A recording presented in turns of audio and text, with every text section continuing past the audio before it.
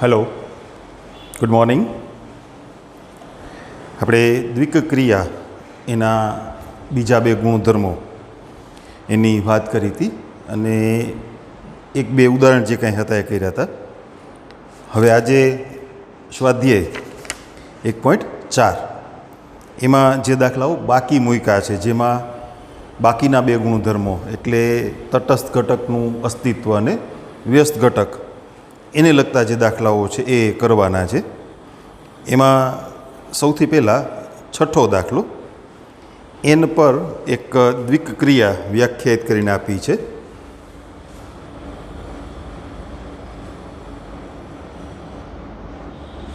N પર A star બી બરાબર એ અને બીનો લસા.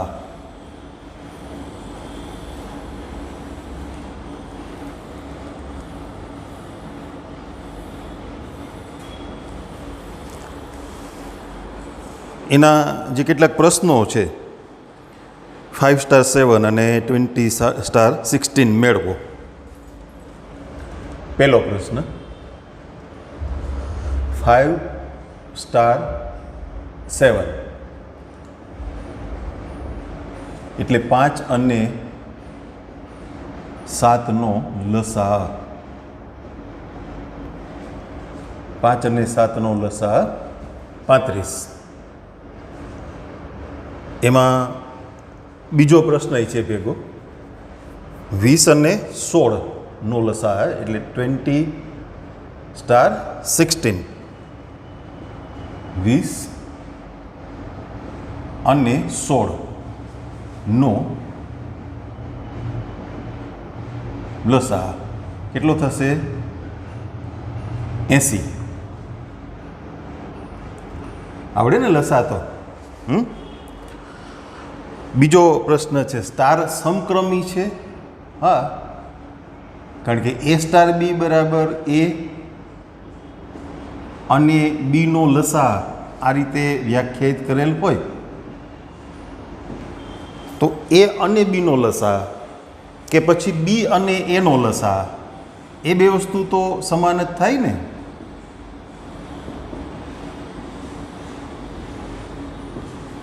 Equal to B star A. તો સ્ટાર છે એ સમક્રમી છે. એનો ત્રીજો પ્રશ્ન સ્ટાર જૂથના નિયમનું પાલન કરે છે. આપણે ડાયરેક્ટ જવાબ જ વિચારીએ છીએ એ સ્ટાર બી સ્ટાર સી. બી સ્ટાર સી એટલે શું? બી અને સીનો લસા. બરાબર ને? બી અને સીનો લસા. હવે શું થયું? એ અને બી અને સીનો લસા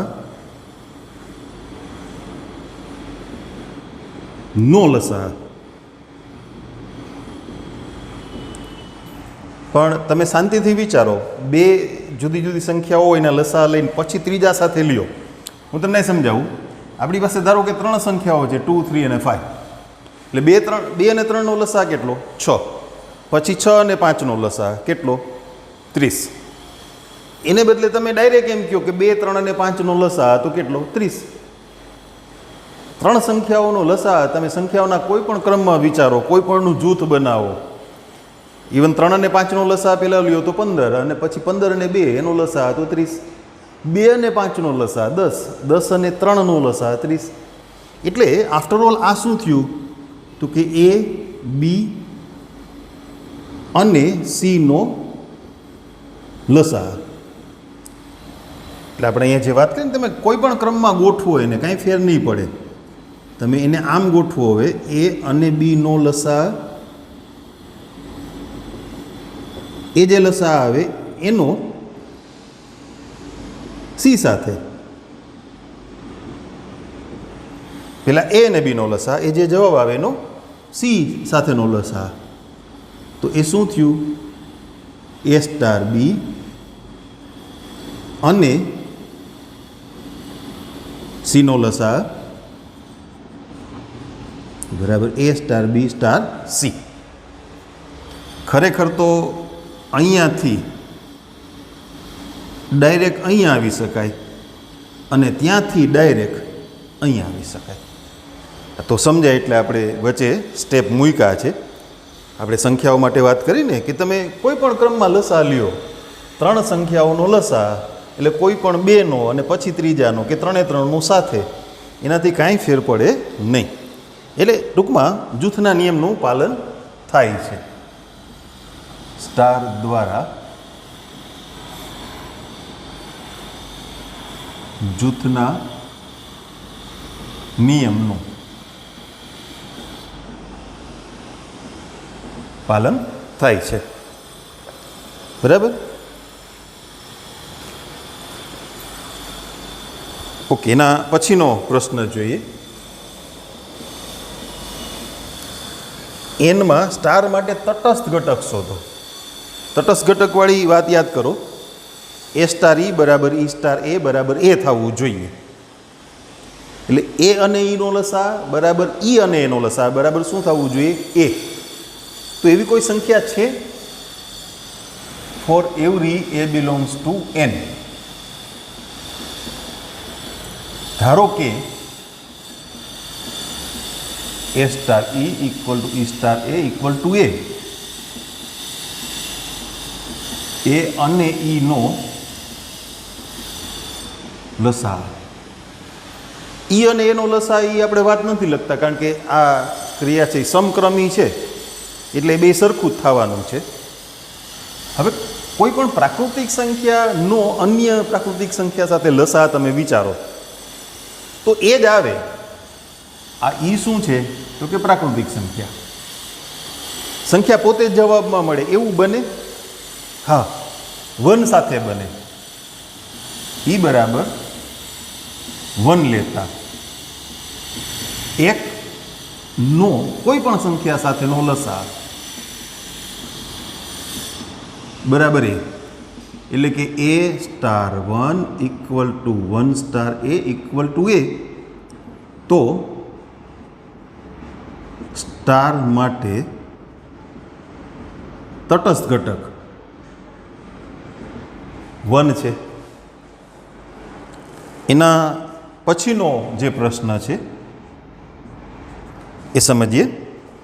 દ્વિકીક્રિયા સ્ટાર માટે એનના કયા ઘટકો વ્યસ્ત સંપન્ન છે? કોનો?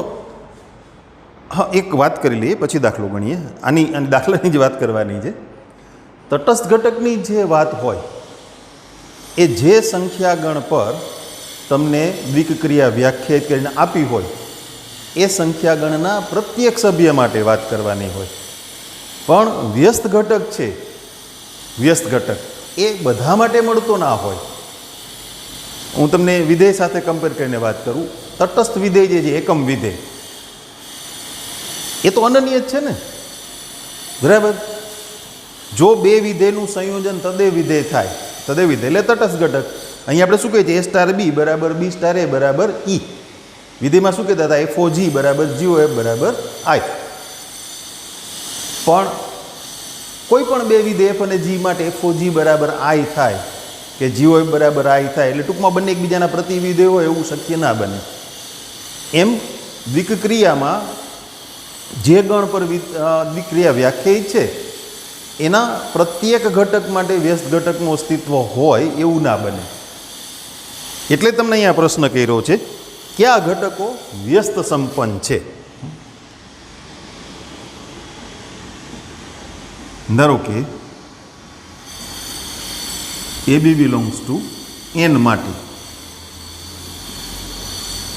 A સ્ટાર B બરાબર B સ્ટાર A બરાબર શું થવું જોઈએ? 1. આપણે સૂત્રમાં E લખ્યું છે ને, પણ અહીંયા ઈનું મૂલ્ય કેટલું મળ્યું? 1.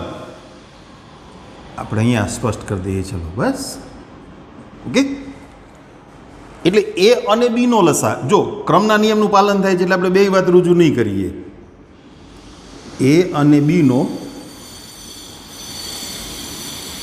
લસા, પછી B અને A નો લસા બરાબર એક એવું લખવાની જરૂર નથી. પણ તમે વિચારો છો એવી કઈ બે પ્રાકૃતિક સંખ્યા છે જેનો લસા 1 થાય? તો કે 1 અને 1, જે a બરાબર b બરાબર 1 એના માટે શક્ય છે. તો માત્ર 1 નો વ્યસ્ત ઘટક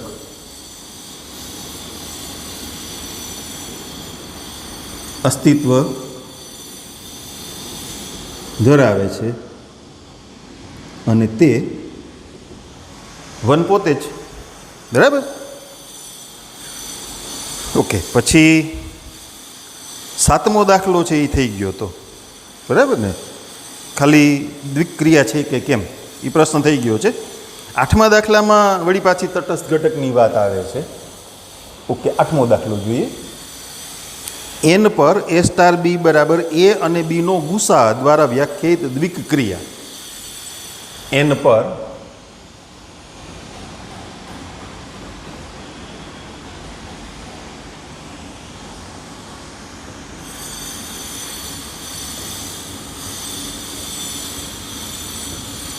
આ રીતે દ્વિક્રિયા વ્યાખ્યાયિત કરીને આપી છે. એ સમક્રમી છે. પહેલો પ્રશ્ન એ છે a સ્ટાર b બરાબર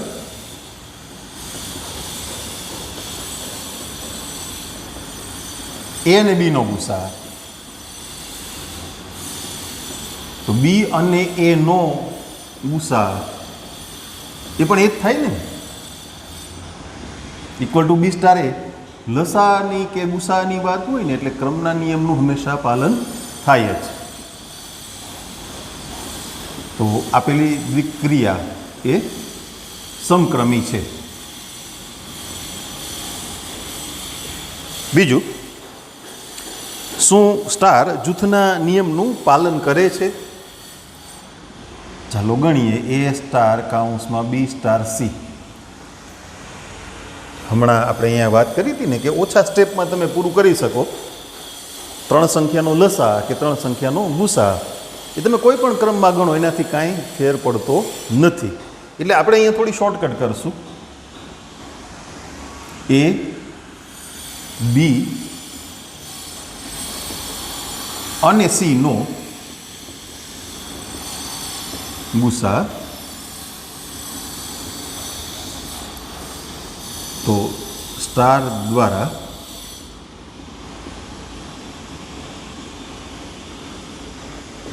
જૂથના નિયમનું પાલન થાય છે. એનો ત્રીજો પ્રશ્ન સમજી લઈએ. n પર આ દ્વિક્રિયા માટે તટસ્થ ઘટકનું અસ્તિત્વ છે. તટસ્થ ઘટક ગોતવાનો છે. For every a belongs to n. ધારો કે a સ્ટાર e બરાબર e સ્ટાર a બરાબર a. હવે અહીંયા પણ ક્રમના નિયમનું પાલન થાય છે એટલે a અને e નો લસા એની વાત કરશું. e અને a નહીં લઈએ. a અને e નો લસા એ. તમે અગાઉ કોષ્ટક 1.2 તમારી ટેક્સ્ટ બુક ખુલ્લી હોય ને તો એમાં જુઓ, સરસ ઉદાહરણ છે. 2 અને 2 નો લસા કેટલો? તો કે 2. 2 અને 4 નો લસા કેટલો? એ પણ 2. તો 2 star 2 equal to 2. 2 star 4 equal to 2. કોષ્ટકમાંથી ડાયરેક્ટ મળી ગયું આપણને. 1.2 કોષ્ટક છે ને ચોથા દાખલાની નીચે. હવે તમે a બરાબર 2 લ્યો તો e બરાબર 2 અથવા 4. પણ તટસ્થ ઘટક તો અનન્ય હોય ને. તમે યાદ કરો જોઈએ, વાસ્તવિક સંખ્યાઓ માટે ગુણાકારની જે ક્રિયા છે એનો તટસ્થ ઘટક કોણ? 1. તટસ્થ ઘટક છે એ બદલાય નહીં. જેમ તટસ્થ વિધેય, એકમ વિધેય, આ એકમ ઘટક છે તો એકમ વિધેય કોણ? i. એ બદલાય નહીં. એ તો હંમેશા એનું એ જ રહે, એમાં કાંઈ ફેરફાર થાય નહીં. માટે e અનન્ય નથી અને તેથી આ દ્વિક્રિયા માટે તટસ્થ ઘટકનું અસ્તિત્વ નથી. તો જે તટસ્થ કહેવાય ને, બદલાયા કરે તો થોડો તટસ્થ કહેવાય. થોડી થોડી વારે નિવેદનો બદલા કરે એ વ્યક્તિને તટસ્થ થોડી કહેવાય. જેની વાતમાં નિશ્ચિત હોય, એક જ વાત કરે, તટસ્થ, એને તટસ્થ કહેવાય ને. તટસ્થ ઘટક બદલાય નહીં ક્યારેય. હોય તો આપેલી દ્વિક્રિયા માટે તટસ્થ ઘટકનું અસ્તિત્વ હોય તો એ અનન્ય હોય. બરાબર? નકર ના હોય, ના મળે, તટસ્થ ઘટક નથી મળતો એવું.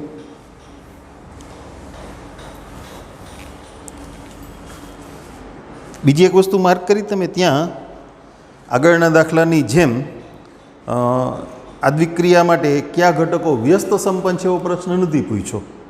શું કામ? તમને ખ્યાલ આવ્યો? આપણે નોંધ કરી હતી કે જ્યારે તટસ્થ ઘટકનું અસ્તિત્વ ન હોય તો જે ગણ પર એ દ્વિક્રિયા વ્યાખ્યાયિત છે એ ગણના કોઈ પણ ઘટકનો વ્યસ્ત ઘટક કદી મળે નહીં. તમારી પાસે ઈ ના હોય તો A સ્ટાર બી બરાબર B સ્ટાર A બરાબર ઈ. એ ઈનું મૂલ્ય ક્યાંથી કાઢો તમે? ન મળે ને. બરાબર? અચ્છા, 9મો અને 10મો દાખલો આપણે વાત કરી હતી, મને યાદ છે, બે ભેગા ગણશું આપણે. 9મા દાખલામાં શું કીધું છે? સમય સંખ્યાઓના ગણ Q પર વ્યાખ્યાયિત દ્વિક્રિયા નીચે પ્રમાણે છે. ઓકે, કઈ દ્વિક્રિયાઓ સમક્રમી છે અને કઈ ક્રિયાઓ જૂથના નિયમનું પાલન કરે છે તે શોધો. અને 10મામાં એવું છે, ઉપર આપેલ પૈકી કઈ દ્વિક્રિયાઓ માટે તટસ્થ ઘટક પ્રાપ્ય છે. એટલે આપણે બંને એક સાથે જ ગણતા જશું, એટલે દર વખતે અલગ અલગ પાછી રકમ ઉપાડવી નહીં પહેલેથી. 9મો અને 10મો બે દાખલાનું સોલ્યુશન એ આપણે ભેગું જ આપીએ છીએ. બધી જ ક્રિયાઓ Q પર વ્યાખ્યાયિત છે. Q પર A star B equal to A minus B.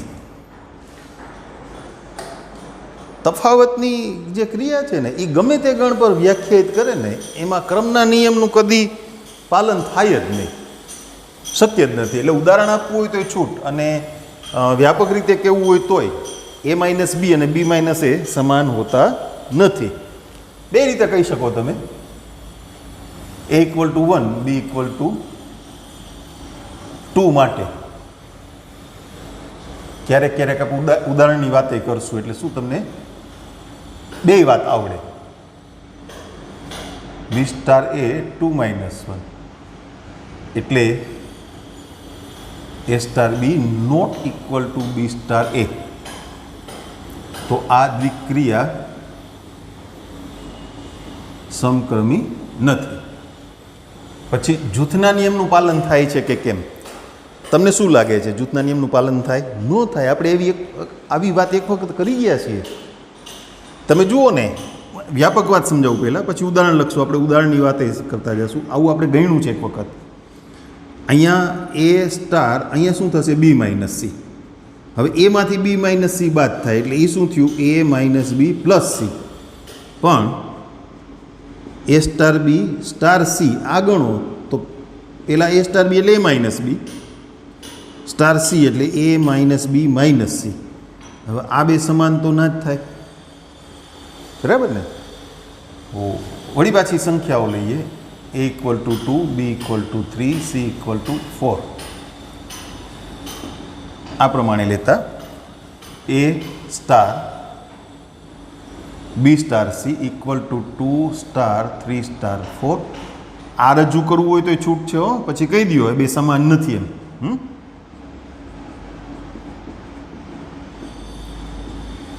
3માંથી 4 બાદ થયા માઇનસ 1. 2 માઇનસ માઇનસ 1 એટલે 3.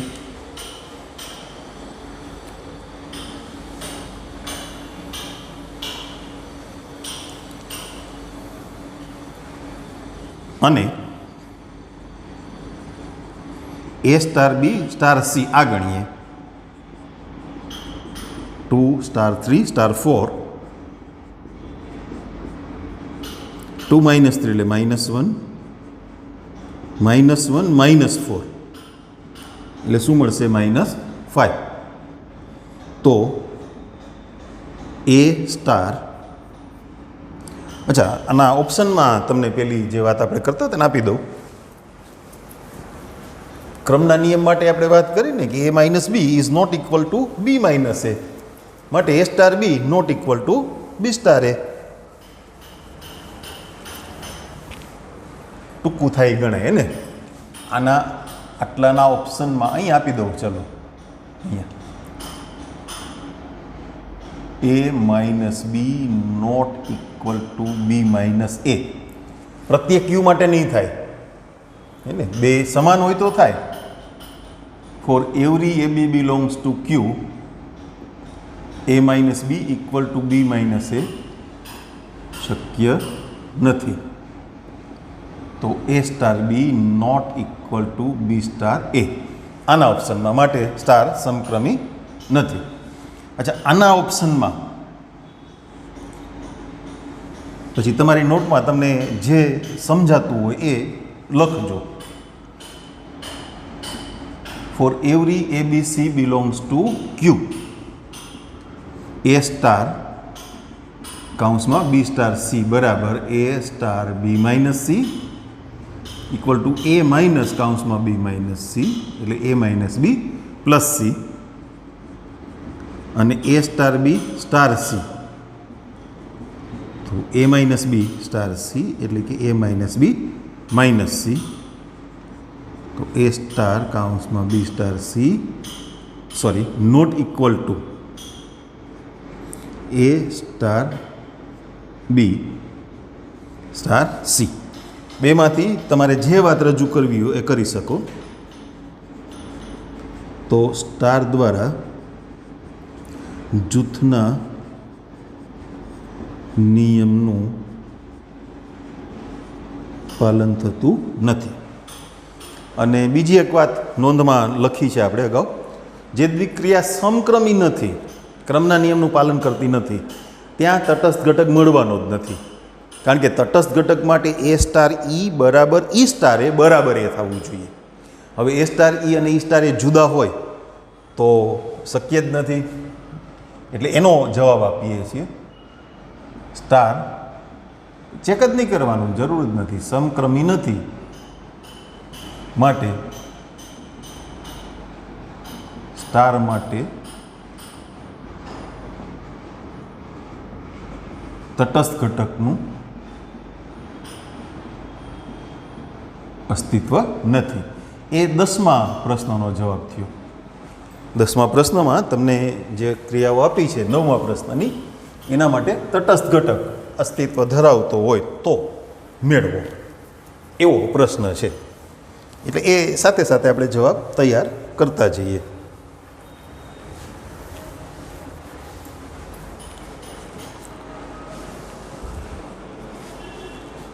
બીજો દાખલો જોઈએ. ક્યુ પર એ સ્ટાર બી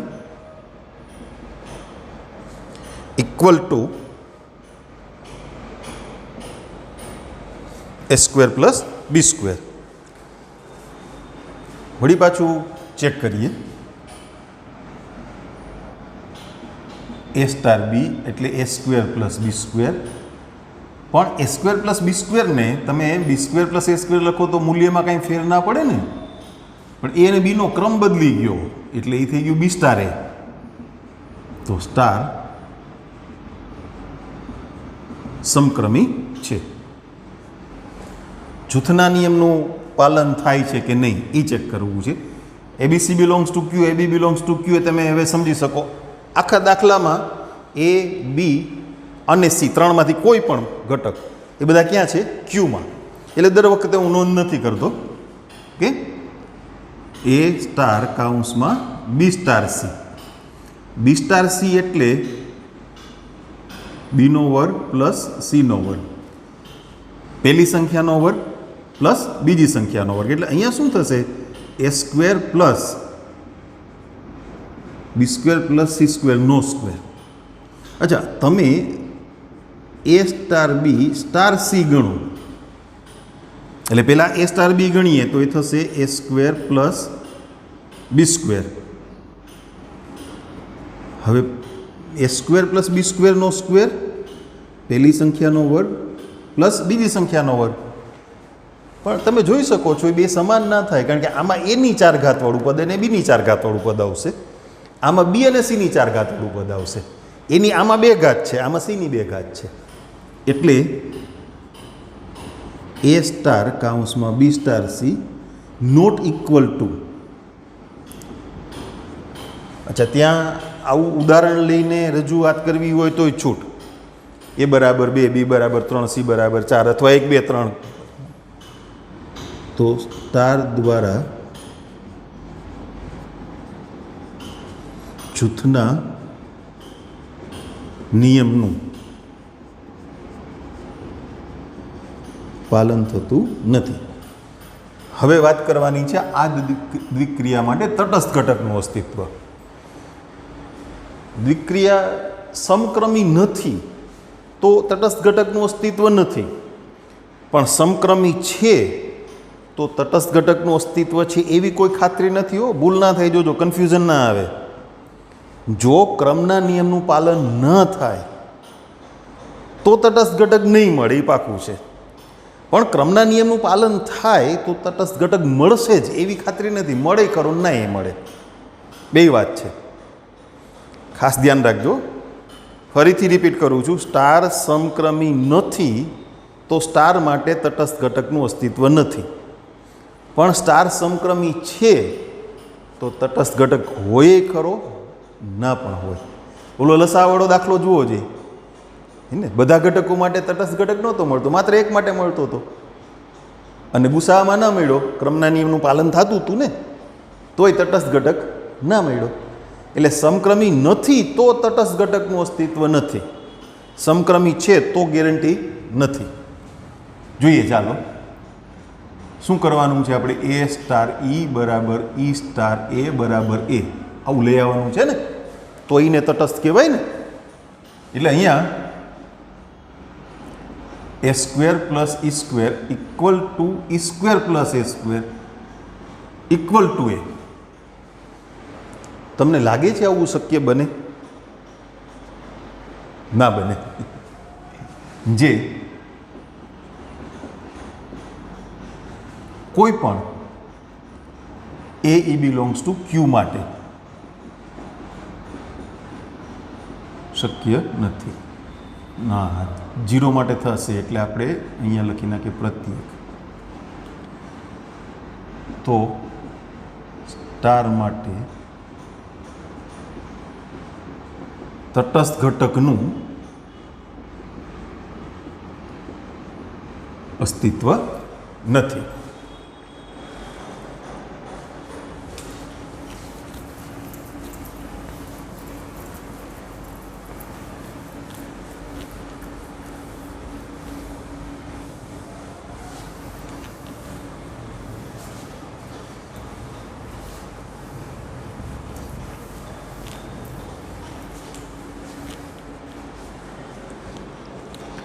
ત્રીજો દાખલો જોઈએ.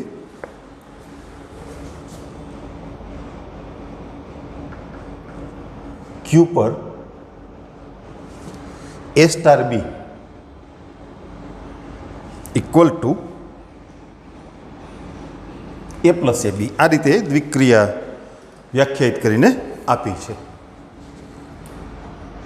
પહેલું, ક્રમનો નિયમ એ સ્ટાર બી બરાબર એ પ્લસ એ બી અને બી સ્ટારે, તમને ક્રમ બદલતા ના આવડે તો બી સ્ટારે લખી નાખો. કઈ રીતે છે એ તમે જુઓ ધ્યાનથી. પહેલો ઘટક પ્લસ 2નો ગુણાકાર, એટલે બી પ્લસ 2નો ગુણાકાર. પણ એ પ્લસ એ બી અને બી પ્લસ એ બી એ સમાન ના થાય, બધા ઘટકો માટે ના થાય. એટલે A star B not equal to B star A. વળી પાછું તમારે ત્યાં ઉદાહરણ આપવું હોય તો આપી શકો. એ બરાબર 2 ને બી બરાબર 3 લઈને ગણી નાખો, સમાન નહીં થાય.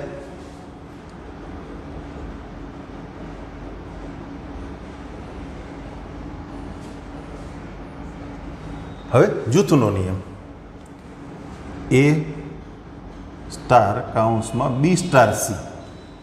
પાછું જોઈ લ્યો, પહેલો ઘટક પ્લસ 2નો ગુણાકાર, પહેલો ઘટક પ્લસ 2નો ગુણાકાર પહેલો ઘટક પ્લસ બેનો ગુણાકાર એટલે A plus A B plus ABC. હવે A star B star C આ ગણીએ. એ સ્ટાર બી એટલે A plus A B star C પહેલો ઘટક પ્લસ બેનો ગુણાકાર એટલે શું થશે? એ plus A B plus AC plus ABC. હવે તમને લાગે છે આ બે સરખા થાય? અહીં એક પદ વધારે છો નો થાય ને? એમાં ઉદાહરણ લેવાની છૂટ. એ બરાબર 2, બી બરાબર 3, સી બરાબર 4 અથવા 1 2 3 તોય ચાલશે. A star B star C not equal to, બરાબર? તો સ્ટાર દ્વારા જૂથના નિયમનું પાલન થતું નથી. ક્રમના નિયમનું પાલન નથી થતું એટલે તટસ્થ ઘટક નથી ગોતવાનો. સ્ટાર સમક્રમી નથી, તેથી સ્ટાર માટે તટસ્થ ઘટકનું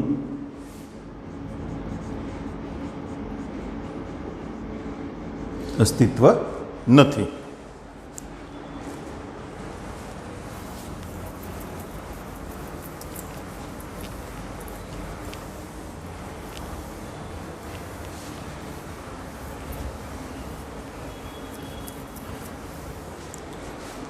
ઓકે, ચાલો એના પછીની વાત કરીએ.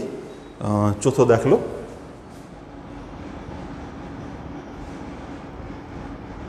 ક્યુ પર એ સ્ટાર બી બરાબર એ માઇનસ બીનો સ્ક્વેર. આવું વર્ગવાળું હમણાં આવ્યું હતું કે ને? A square plus B square બીજો દાખલો, બરાબર ને? પેલા ક્રમના નિયમની વાત કરીએ. આ તમે જાણો છો એ માઇનસ બીનો વર્ગ અને બી માઇનસ એનો વર્ગ એ હંમેશા સમાન જ થાય. એટલે ટૂંકમાં અહીંયા ક્રમના નિયમનું પાલન થાય છે. એ સ્ટાર બી એટલે એ માઇનસ બીનો સ્ક્વેર. તમે એના એ અને બી આડાવડા કરી નાખો, ઇન્ટરચેન્જ કરી નાખો તો મૂલ્યમાં કાંઈ ફેર ના પડે, પણ એને વ્યાખ્યાયિત દ્વિક્રિયા મુજબ બી સ્ટાર એ કહેવા પડે. તો સ્ટાર છે એ સમક્રમી છે. હવે જૂથના નિયમની વાત કરીએ. આવું ફાવે તોય ઠીક છે, ઉદાહરણ આપવું હોય તોય વાંધો નહીં. એ સ્ટાર બી સ્ટાર સી, બી સ્ટાર સી એટલે બી માઇનસ સી નો સ્ક્વેર. તફાવત લઈને વર્ક કરવાનો ને. તો અહીંયા શું થશે? A minus કાઉન્સમાં B minus C no square. વિસ્તરણ લખી નાખવું એટલે તમને જમણી બાજુની ગણતરી કરીને તો સરખાવવામાં સરળતા રહીએ, બરાબર છે? હજી વિસ્તરણ લખવું જ લખી દઈએ, ચાલો ને. A square plus B square plus C square minus 2bc minus 2ab અને પ્લસ 2ac, બરાબર?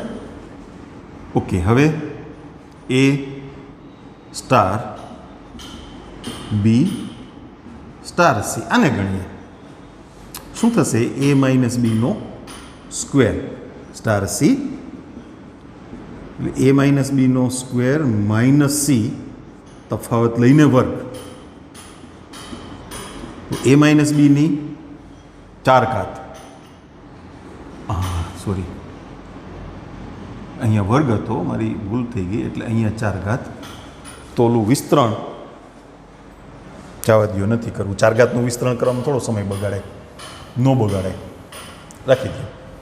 Okay, plus C square minus 2c ગુણ્યા એ માઇનસ બીનો સ્ક્વેર. લાગે છે બે સમાન થાય એવું? કન્ફ્યુઝન છે? All right, no problem. a equal to 2, b equal to 3, c equal to 4. તો એ સ્ટાર કાઉન્સમાં બી સ્ટાર સી એટલે 2 સ્ટાર કાઉન્સમાં 3 સ્ટાર 4 3 અને 4નો તફાવત લઈને વર્ગ એટલે -1નો વર્ગ 1 થયો ને. હવે 2 અને 1નો તફાવત લઈને વર્ગ એટલે કેટલો 1. અચ્છા A star B star C એટલે 2 સ્ટાર 3 સ્ટાર 4 2 - 3નો સ્ક્વેર એટલે એ થશે 1 અને 1 સ્ટાર 4 એટલે 1 - 4નો સ્ક્વેર એટલે કેટલો થશે 9 -3નો વર્ગ. તો તમે જોઈ શકો છો એક જવાબ 1 છે અને બીજો 9 છે. તો A સ્ટાર કૌંસમાં B star C not equal to A star B star C એટલે દ્વિક્રિયા દ્વારા જૂથના નિયમનું પાલન થતું નથી. તટસ્થ ઘટક વિચારવાનું છે ને, હાલો વિચાર લઈએ.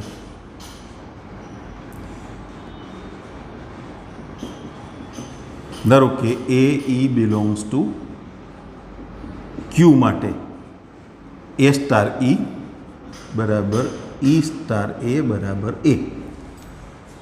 આ દ્વિક્રિયા સમક્રમી છે ને એટલે A સ્ટાર E અને E સ્ટાર A બે નહીં ગણીએ, એક ગણશું. કારણ કે A - E નો સ્ક્વેર અને E - A નો સ્ક્વેર તો સમાન જ થાય ને. લાગે છે આ થાય એવું લાગે છે?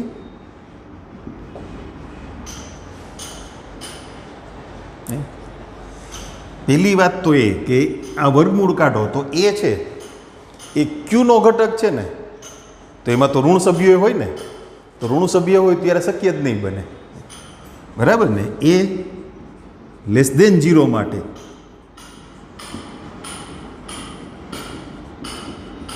શક્ય જ નથી, કારણ કે વર્ગ થોડો ઋણ થાય.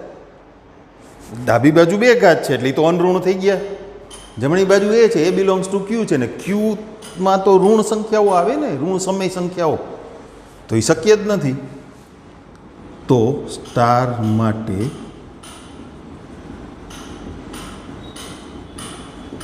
તટસ્થ ઘટકનું અસ્તિત્વ નથી.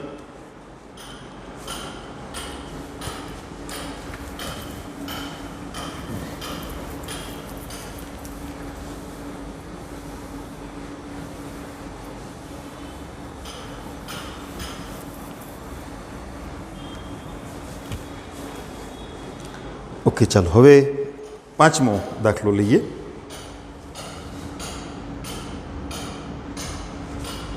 ક્યુ પર A star B equal two AB/4 A ગુણ્યા B અને B ગુણ્યા A સમાન થાય. એટલે મારું કહેવાનું એમ છે કે ક્રમના નિયમનું પાલન થાય. AB/4 ને BA/4 લખાય એટલે એ થઈ જાય B સ્ટાર A. તો સ્ટાર સમક્રમી છે. જૂથના નિયમની વાત કરીએ. ચલો, A star B star C જે બે સંખ્યાઓ માટે દ્વિક્રિયા તમે વિચારો છો એનો ગુણાકાર ભાગ્યા 4 એટલે A સ્ટાર BC/4. આ બેનો ગુણાકાર A ઇન્ટુ BC/4 અપોન 4 એટલે ફાઇનલી ABC/16 થયા ને. હવે A star B star C. A star B એટલે AB/4 સ્ટાર C. આ બેનો ગુણાકાર છેદમાં 4 એટલે ABC/16 સરખું છે બે. તો A star B star C equal to A star B star C. તો આ દ્વિક્રિયા દ્વારા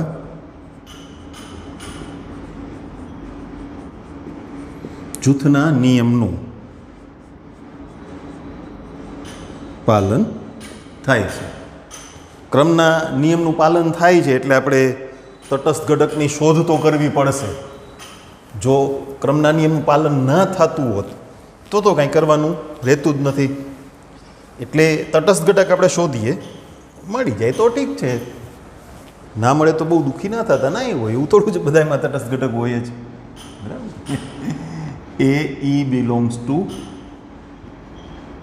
ક્યુ માટે એ સ્ટાર ઈ બરાબર ઈ સ્ટાર એ બરાબર શું જોઈએ છે? એક ગણશું, ક્રમનો નિયમ છે ને, એટલે એ ઈ બાય 4 ઇક્વલ ટુ એ. તો ઈ બરાબર કેટલા? 4. પણ તમે બે બાજુથી એ ઉડાડો તો શૂન્યતર હોવો જોઈએ ને, તમે ઈને કરતા બનાવો એટલે 4 ગુણાકારમાં. હવે એ છેદમાં ક્યારે લઈ જઈ શકો? શૂન્યતર હોવા જોઈએ. પણ એ બિલોંગ્સ ટુ તો ક્યુ છે, એટલે શૂન્યતર સંખ્યાઓ માટે આ શક્ય છે. તો ક્યુ -0 માટે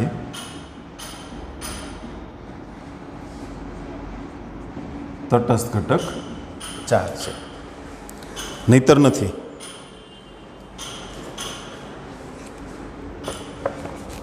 છઠ્ઠું, એ સ્ટાર બી ક્યુ પર A star B equal to A B square. આપણે કરેક્શન તો કર્યું છે પણ જરાક જોઈ તો લઈએ આ લોકો શું કહેવા માંગે છે. 10મા દાખલામાં ઉપર આપેલ પૈકી કઈ વિક્રિયા માટે તટસ્થ ઘટક પ્રાપ્ય છે, એના જવાબમાં 10માં 5મું લખ્યું છે. પણ શૂન્યતર માટે જ શક્ય છે એ, કારણ કે એ બરાબર 0 હોય તો તમે ઉડાડીને આગો ને, અને ક્યુમાં 0 આવી જાય. 0 સમય સંખ્યા છે ને, બરાબર ને? ખ્યાલ આવે છે ને? અહીંયા 0 મૂકો, 0 4 4 0 એટલે 0 ગુણ્યા 4 છેદમાં 4 0.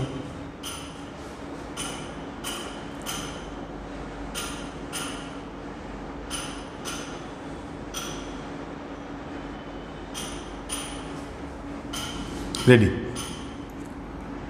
તમને લાગે છે એ બી સ્ક્વેર અને એ સ્ક્વેર બી સરખા થાય? નો થાય.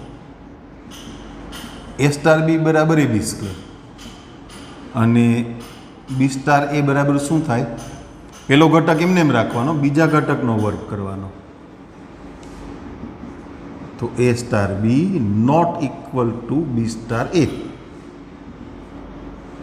તો સ્ટાર સમક્રમી નથી.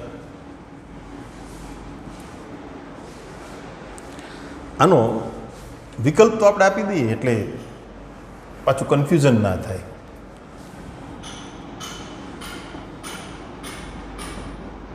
જો એ બરાબર 0 તો એ સ્ટાર ઈ બરાબર 4 આવ્યા ને, બરાબર 0 સ્ટાર 4 બરાબર શું થઈ ગયું? 0. ગુણાકાર તે કઈ રીતે વ્યાખ્યાયિત થયું છે એમ? એ બી બાય 4 એટલે 0 ગુણ્યા 4 છેદમાં 0 4. તમે એને ગણો, આપેલા સૂત્ર મુજબ ગણો તો શું થયું? 0 ગુણ્યા 4 છેદમાં 4 એટલે 0. પણ 0 એટલે હા, તો 0 માટે ચાલશે, આપણને વાંધો નથી, બરાબર ને? તો સ્ટાર માટે એમાં શું છે, પાછળ કંઈ ચોખવટ જ નથી કરી, તો પછી આપણે એ પ્રમાણે આગળ વધવું પડે ને. ઓકે, હવે જૂથના નિયમની વાત કરીએ.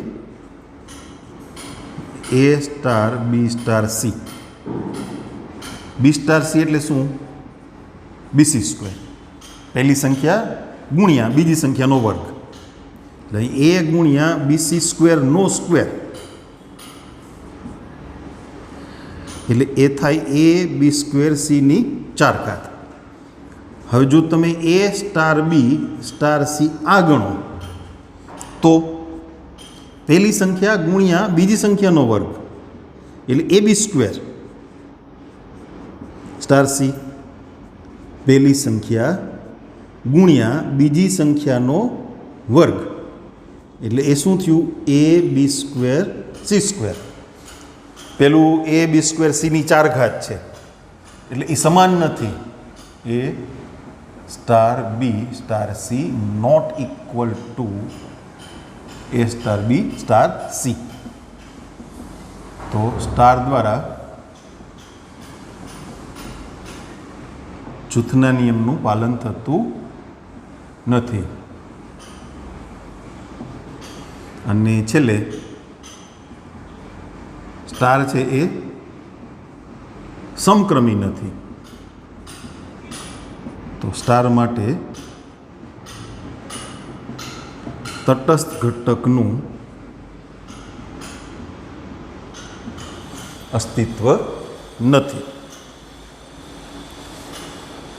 ચાલો, એટલે 9મો અને 10મો એ બે દાખલા એકારે પૂરા થઈ ગયા. હવે આપણે વાત કરીએ 11મા દાખલાની.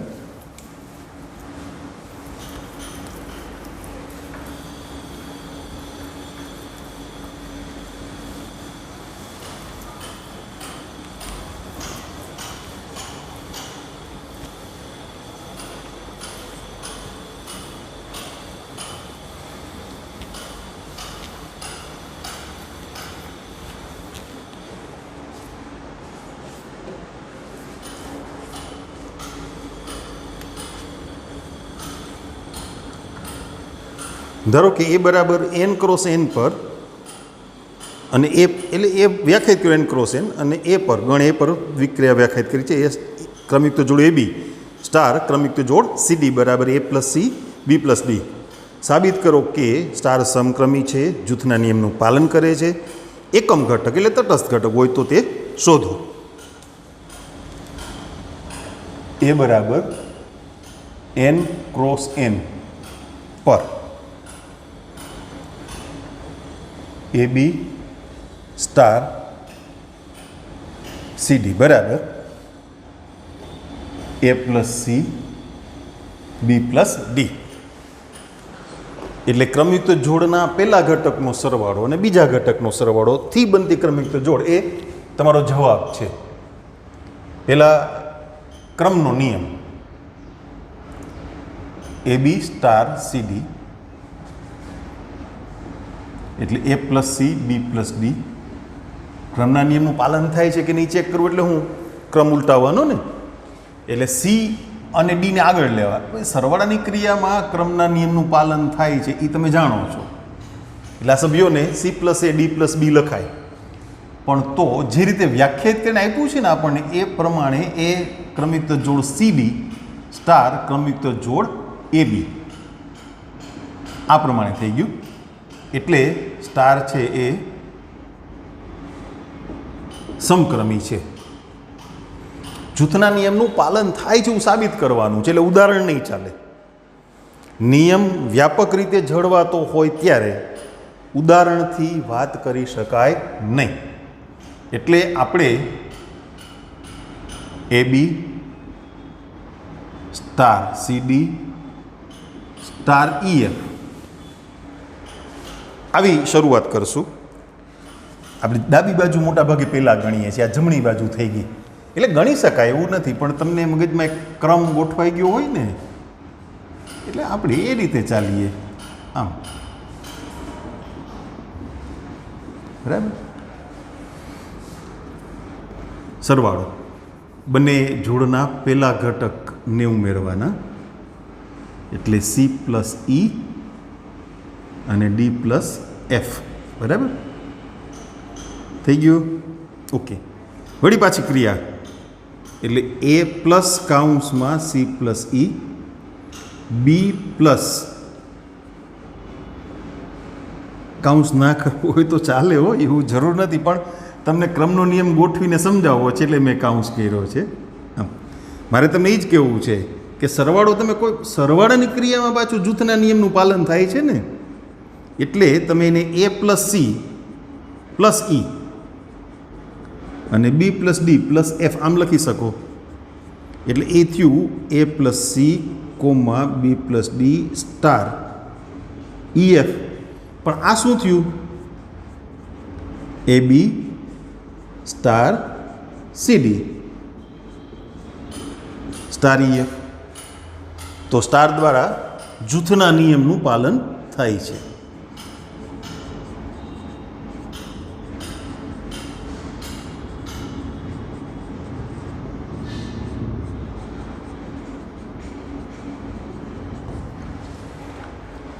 અને તટસ્થ ઘટક હોય તો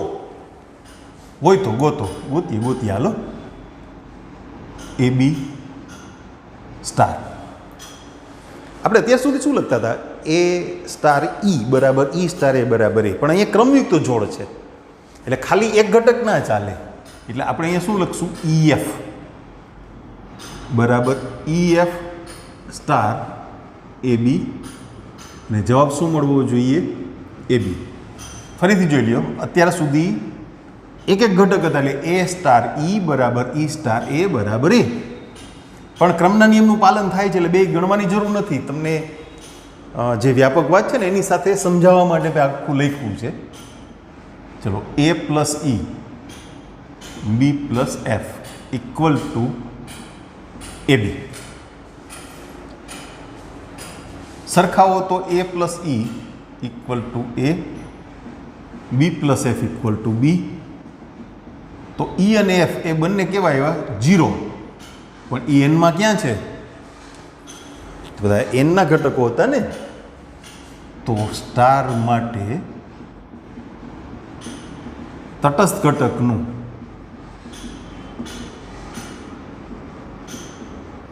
અસ્તિત્વ નથી.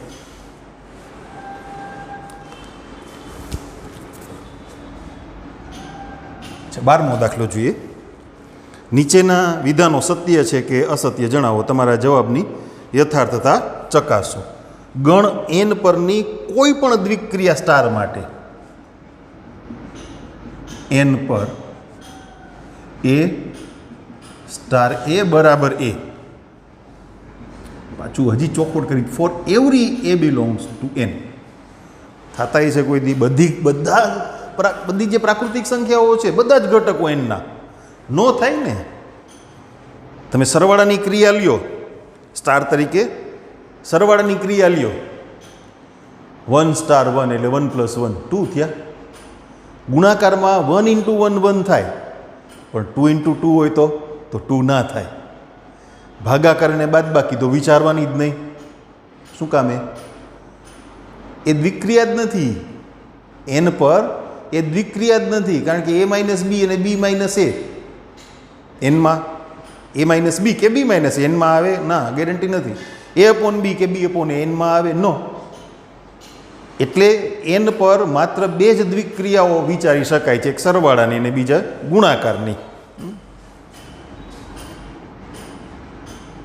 n પર પ્લસ અને ગુણાકાર.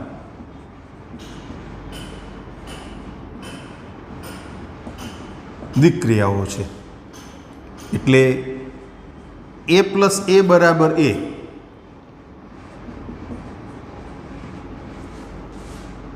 કોઈ પણ માટે શક્ય નથી ને. કોઈ પણ A બિલોંગ્સ ટુ n માટે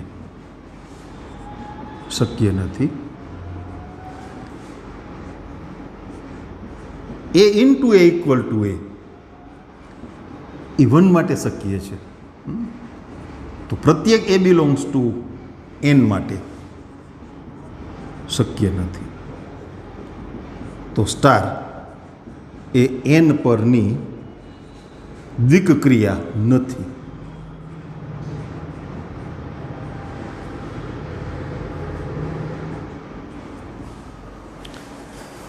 ખોટું છે વિધાન.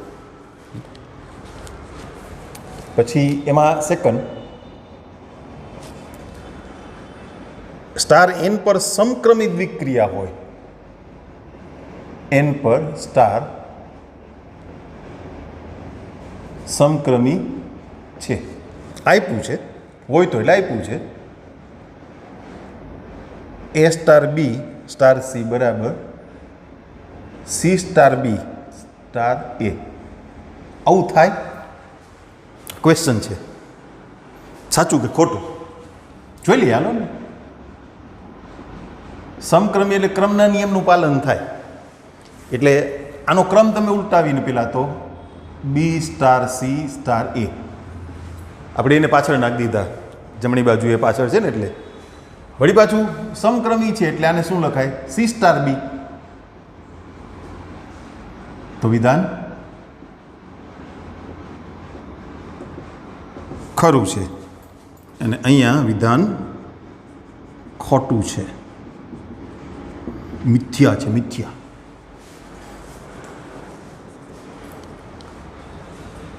તેરમો દાખલો, સ્વાધ્યાયનો છેલ્લો દાખલો. એન પર એક દ્વિક્રિયા આપી છે, પછી પ્રશ્નો કહો. A star B equal to A cube plus B cube. Star જૂથના નિયમને અનુસરે છે અને સમક્રમી બને છે. સ્ટાર સમક્રમી છે પરંતુ જૂથના નિયમને અનુસરતી નથી. જૂથના નિયમને અનુસરે છે પરંતુ સમક્રમી નથી. સમક્રમી નથી અને જૂથના નિયમને અનુસરતી નથી. ટૂંકમાં 4 વિકલ્પ પૈકી આપણે 2 જ વસ્તુ ચેક કરવાની છે. ક્રમના નિયમનું પાલન થાય છે કે કેમ, અને જૂથના નિયમનું પાલન થાય છે કે કેમ. જોઈ લઈએ.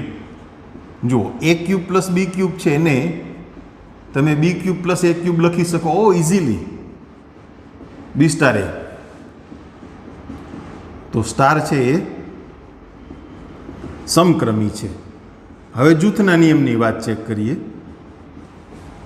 આવું વર્ગવાળું આવ્યું હતું કે નહીં? હા, 9માના બીજા દાખલામાં જૂથના નિયમનું પાલન નહોતું થતું, યાદ છે ને? એટલે એ સ્ટાર આ શું થશે? બી ક્યુબ પ્લસ સી ક્યુબ, પહેલા પદનો ઘન પ્લસ બીજા પદનો ઘન એમ. તો હવે એ cube plus B cube plus C cube નો ક્યુબ અને A star B star C. પેલા એ સ્ટાર બી છે ગણીએ એટલે એ cube plus B cube star C. તો એ ક્યુબ પ્લસ બી ક્યુબ નો ક્યુબ પ્લસ સી ક્યુબ. તમને લાગે છે આ બે હરખું થાય? ન થાય. અહીંયા એની 3 ઘાત છે, એની કેટલી ઘાત આવશે? ઘાતની ઘાત ગુણાકાર થયો, 9 ઘાત થઈ. હા, બીની સીની 9 ઘાત થશે. એટલે A star B star C not equal to A star B star C. તો સ્ટાર દ્વારા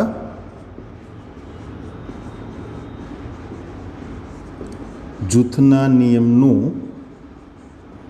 પાલન થતું નથી. સમક્રમી છે, જૂથના નિયમનું પાલન થતું નથી.